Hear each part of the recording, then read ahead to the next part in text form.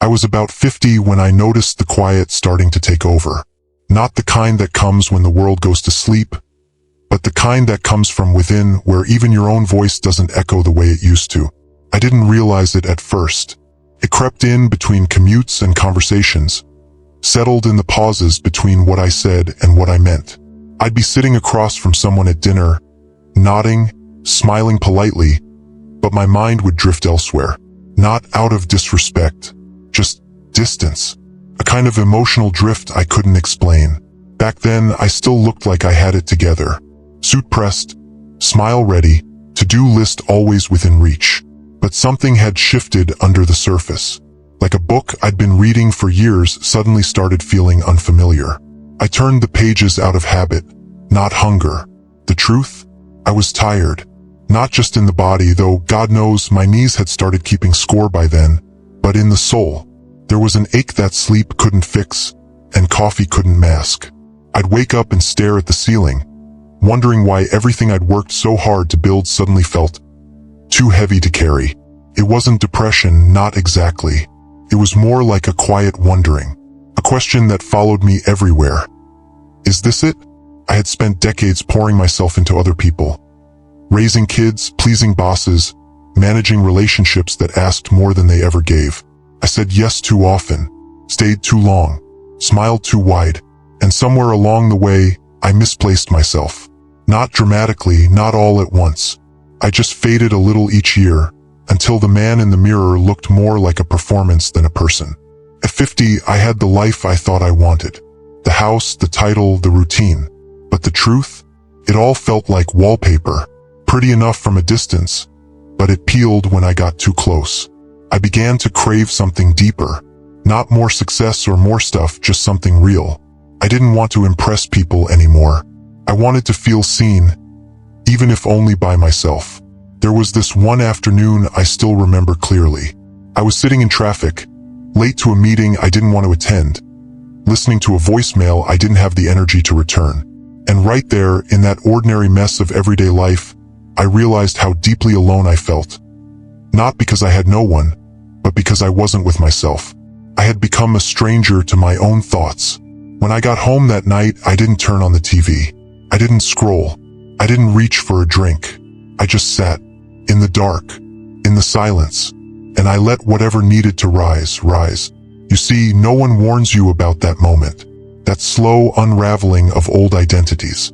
You're not the young, scrappy version of yourself anymore, the one trying to prove everything. But you're not old enough to surrender either. You're suspended between what was and what will be, and the silence can feel like failure if you don't know what it really is. But I know now, it was the beginning of truth. It was the moment my soul started whispering louder than the world. There's a peculiar kind of honesty that shows up when you're 50. It doesn't knock. It doesn't wait for permission. It just walks in, sits beside you in your quietest hour, and lays everything bare. For me, it arrived on a Sunday morning, the kind that used to be for family pancakes and half-folded laundry. But that day, I sat by the kitchen window, watching a leaf spin down the breeze like it had nowhere urgent to be. And I envied it, not for its freedom, but for its surrender. You see, in your 50s, you start to realize how much of your life was spent sprinting, running toward goals someone else set for you, trying to be everything to everyone. A provider, a partner, a planner, a problem solver. And by the time you stop to breathe, you find that much of your life was lived in reaction, not in reflection. I remember opening my email that day, reading a message from an old friend I hadn't heard from in years. It was warm, even cheerful, but something in me couldn't summon the energy to reply. I stared at the screen for a long time, wondering what was wrong with me. Nothing was wrong. That was the quiet lesson. I had reached a place where my inner world demanded more than automatic replies and surface-level catch-ups. I didn't want to talk just to talk. I wanted conversation that touched bone. I wanted to say real things and hear real things or say nothing at all. That's not bitterness. That's a hunger for truth. Around that same time, my phone began to ring less. Or maybe it rang the same, and I just stopped picking up. I started letting calls go to voicemail, not out of disrespect, but because I no longer felt obligated to be constantly available. It's a strange sort of freedom, learning to disappoint others so you don't keep disappointing yourself. And then there were the gatherings, birthday dinners, work reunions, neighborly potlucks. I'd show up, polite smile in place, plate in hand, but I'd feel like a ghost in the room. Everyone talking over one another, voices rising like waves crashing. And I, stuck beneath the surface, gasping for stillness. I used to wonder if I was becoming antisocial, but it wasn't that. I loved people. I just stopped loving noise. I stopped needing to be on. That constant performing, laughing at things I didn't find funny, nodding at opinions that rubbed wrong. It wore thin. What I needed was less stimulation and more meaning. And oh, how the world pushes against that. You start to choose silence and suddenly people ask if you're okay. They assume something must be wrong, as if stillness were a symptom. But let me tell you something I wish someone had told me back then. That shift you're feeling? That slow withdrawal from the crowd? That pull towards solitude? Is not retreat. It's return. It's your spirit turning inward, not because it's broken, but because it's beginning to bloom. Now, don't get me wrong. This change doesn't come without its aches. You'll lose a few people along the way, not because of some dramatic fallout, but because you stopped reaching out first. Because you stopped carrying conversations that had no place left to go. And yes, that space they leave behind will feel cold at first. But eventually, in time, you'll realize you were just making room. For peace, for presence, for the kind of connection that doesn't demand performance. If you're still here listening, maybe you felt that too. Maybe you found yourself turning down invitations you used to say yes to, and then sitting at home wondering if that makes you ungrateful or old or distant. It doesn't. It just means you're changing. And change, when it's quiet and true, can feel like loss before it feels like liberation. So leave me a comment if you've been there. If you've ever stared at a full calendar and felt emptier than ever. Or if you've started choosing an empty room over a crowded one. Not out of sadness, but out of self-respect. I'd like to know I'm not the only one. There was a stretch of time, not a day, not a week, but something longer and vaguer, when I felt like I was walking through fog. Everything was still there. The job, the family dinners, the occasional smile from a neighbor. But the colors were muted. The sounds, distant. Even my own voice, when I spoke, felt like it came from behind glass. I wasn't unhappy, not exactly, but I was apart. Like the world kept spinning and I was slowly stepping out of its center. I remember sitting in the living room one evening, my wife reading across from me, the hum of life quiet and steady. I should have felt comfort, but instead, there was a strange heaviness in my chest. Not panic, not fear, just a sort of invisible weight. And I whispered to myself, barely audibly, where did I go? Because that's what no one tells you about getting older. It's not just your body that changes. Your roles start to dissolve too. The identities you wore for decades, parent, employee, caretaker, achiever, they begin to soften. And when they do, you're left with someone you might not fully recognize. It's not that you don't love your people anymore. You do. But love begins to ask for different things. Less sacrifice, more honesty. I began to notice how often I had put my own needs at the bottom of the list. Not out of humility, though I told myself that, but out of habit. And when the children grew, and the deadlines faded, and the calendar cleared, I didn't know how to show up for myself. Not really. I had spent so long doing, I'd forgotten how to just be. There's a sorrow in that realization, but also a strange kind of wonder. Because when you reach 50, and the scaffolding starts to fall away, you begin to meet yourself again.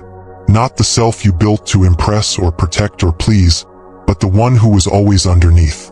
The quiet version, the curious one, the part of you that asks questions without needing quick answers. It was around that time I stopped trying to fix things that didn't want fixing. Arguments I would have chased before, I let them pass. Misunderstandings that once kept me up at night, I no longer lost sleep over them. It wasn't apathy, it was clarity. And with that clarity came an unexpected guest. Grief. Not for someone who had died, but for the parts of myself I'd neglected. The dreams I'd postponed, thinking I'd return to them someday. The letters I never wrote. The music I stopped listening to because it made me feel too much. The friends I let fade because it was easier than explaining my absence. Grief can be quiet like that. It sits beside you on a park bench or follows you through the aisles of a grocery store. It doesn't sob or shout. It just sighs. And yet, even in that grief, there's a kind of opening. Because once you start letting go of the noise, the expectations, the obligations, the masks, you make space for something else. Something simpler. Something truer. I started walking more back then. Not for exercise, but for stillness. Just me, the road, and the wind. I passed people nodding politely, but not stopping. Not needing to. I wasn't running from anyone. I was walking towards someone I'd almost forgotten. Myself. And let me tell you, when you finally make peace with your own company, the loneliness people warn you about transforms. It becomes solitude. And solitude, when chosen, not forced, is one of the most sacred things you'll ever know. That was one of the warnings I didn't recognize at the time. That life would get quieter, not louder. That the invitations would slow. That my phone wouldn't buzz as much. That some friends would fade. But now I see. That's not the world forgetting you. That's the world letting you remember yourself. One of the things I never saw coming at 50 was how loud my body would start to speak. Not in cries or collapses, no, nothing so dramatic, but in whispers. Subtle signals. A stiffness in the morning that took longer to shake off. A soreness that lingered days instead of hours. The way noise started to feel like an invasion, and crowded rooms like a kind of battle. I used to push through it. That was the way I'd been taught. Ignore it, stretch it out, power forward. But something shifted. The pushing didn't work anymore. It didn't heal. It only drained me deeper. And so I began, for the first time, to listen. Not to fix. Just to hear what my body was asking for. It asked for gentleness. It asked for shorter evenings and longer pauses. For better shoes and less caffeine. For quiet meals with warm soup instead of rushed bites between meetings. And slowly I gave in. Not as a defeat, but as an act of respect. We spend so many years treating our bodies like machines. Clocking in, clocking out. But at 50, that illusion starts to break. You realize this vessel of yours. It's been carrying the weight of everything. Your stress, your worry, your unspoken grief, and it's asking for mercy. And mercy, I found, isn't weakness. It's wisdom, just like the mind, which at 50 begins its own strange transformation. It's not that you forget things, though yes, sometimes names dance just out of reach, but more that your focus shifts. You start seeing through things faster. You notice when someone's being insincere. You spot the patterns in conversations before they finish. You hear what's not being said. That kind of awareness is a gift, but it's also a weight. Because when you see clearly, you can no longer pretend. You can no longer stay in friendships that drain you or jobs that hollow you out. You stop showing up just to keep up appearances. And let me tell you, when you begin to live that way with that level of honesty, the world doesn't always applaud. People get uncomfortable when you stop playing your part. They'll say you've changed, that you've pulled away, that you've become different. And they're right. But they don't see the nights you lie awake, trying to explain yourself to a version of you that no longer fits. They don't hear the silence you choose over small talk because your soul no longer tolerates the surface. They don't feel the peace that rises when you cancel a plan, not out of laziness, but because your spirit whispered, "Stay in tonight. You need this."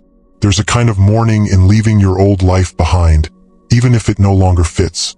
You grieve not just the people who drift away, but the version of you who needed them.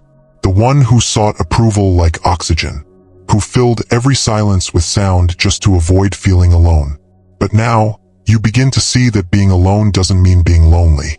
In fact, I'd argue that some of the loneliest moments of my life happened in crowded rooms, surrounded by people who didn't know me, and worse, by people I didn't let know me. I had mastered the art of being agreeable, likable, easy to be around, and in doing so, I forgot how to be real. At 50, that mask begins to itch. You find yourself craving conversations where you don't have to translate your soul into small words. You long for someone to sit across from you and not ask what you do, but how you are really. And when those people show up, oh, don't let them go. even if you only meet once a year. Even if the conversation is slow and simple, cherish them, because they see the version of you the world overlooks, the quieter you, the truer you. I once sat in a diner with a friend I hadn't seen in a decade. We barely touched our meals. We just talked. No pretenses, no jokes to fill the space. And I remember thinking, this is enough. And sometimes at 50, realizing what's enough, what's actually enough, is the most sacred kind of awakening. There's something no one quite prepares you for. Not when you're young, not when you're even halfway there. And that's how precious time begins to feel when you reach your 50s. I don't mean the dramatic kind of preciousness like bucket lists and parachutes. I mean the quiet kind. The way you notice how fast a morning slips through your fingers. How an hour with someone you love feels both eternal and fleeting. How Sundays seem softer, but shorter. At 50, you start counting different things. Not dollars, not milestones, but moments. The sound of rain on your roof while you drink tea in silence. The way your dog looks at you when you sigh. The warmth of your partner's hand, even after a disagreement. You count those things because you feel, deep in your bones, that they won't last forever. And that is both the ache and the blessing. Because with that awareness comes a shift. You no longer want to give your hours to people who leave you emptier. You don't want to spend your evenings nodding through conversations that skim the surface like skipping stones. You want depth. You want presence. You want peace. And yes, that might mean saying no more than you used to. No to late dinners. No to toxic gatherings. No to being the one who always makes the effort, always saves the day, always puts themselves second. You learn to say no, not to be difficult, but to finally be honest. There's courage in that. I know some people in my life were startled by the shift. They thought I was withdrawing, losing touch, becoming closed off. But what they couldn't see, what I barely understood at the time, was that I wasn't closing doors. I was closing loops, chapters, stories I'd already finished reading, but had kept open out of guilt or habit. And in that clearing, new air rushed in. I began to enjoy my own company, truly enjoy it. I'd sit outside with nothing but the birds and the breeze, and not once reach for a screen. I'd go hours, days even, without filling the silence. And you know what happened? I started to hear myself again. The soft thoughts, the gentle longings, the dreams I had shelved for later. One of them was painting. I hadn't held a brush since college. Life had gotten too loud, too busy. But one afternoon, while cleaning the garage, I found an old canvas, blank, waiting, and I thought, why not now? That's another quiet truth no one tells you. At 50, you get to begin again. Not from scratch, no, never that, but from wisdom. You begin again with eyes that have seen grief and grace, with hands that have built and broken and held on through storms. You begin not to prove, but to feel, and you stop needing applause. You start creating for the sheer joy of it. Walking not for steps, but for stillness. Listening not to reply, but to receive. Loving not to fill a gap, but to give your heart somewhere to rest. It's strange, really. All those years you spent trying to be someone, trying to arrive, only to realize at 50 that the most sacred place to be is simply home in yourself. And that's where I've stayed since. So if you're there now, on the edge of this new kind of stillness, don't rush past it. Don't try to turn it into a checklist or fix what doesn't feel broken. Just sit with it. Let it show you what you've been too busy to see. Let it remind you that slowing down isn't the end of the road. It's where the road finally starts to make sense. And if you'd like to return to this space again, you know where to find me. This corner doesn't go anywhere. It's quiet here on purpose. And there's always room for one more.